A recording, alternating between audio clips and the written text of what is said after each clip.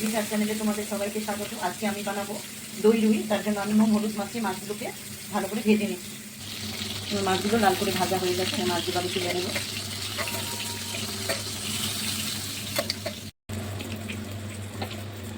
গরম মশলা দিয়ে দেবো কিছু করে পেঁয়াজ,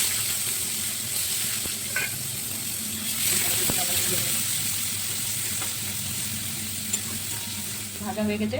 এখানে আমি আদা কাঁচা লঙ্কা রসুন বেটে রেখেছি, সেটা দিয়ে দিলাম।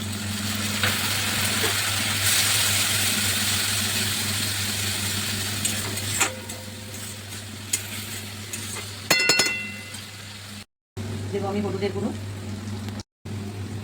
কাশ্মীরি লঙ্কার গুঁড়ো, এগুলো অল্প একটু জল দিয়ে হালকা করে মশলাটাকে কষে নেব।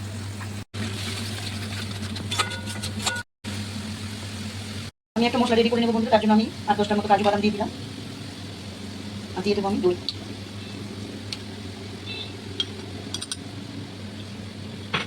এটাকে আমি পেস্ট করে নেব। পেস্ট করা হয়ে গেছে।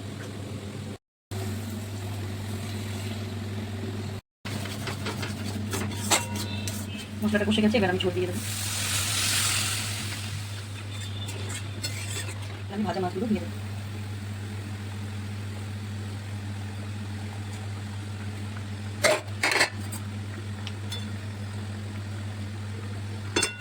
এবার আমি দিয়ে দেবো 1 চামচ মতো চিনি,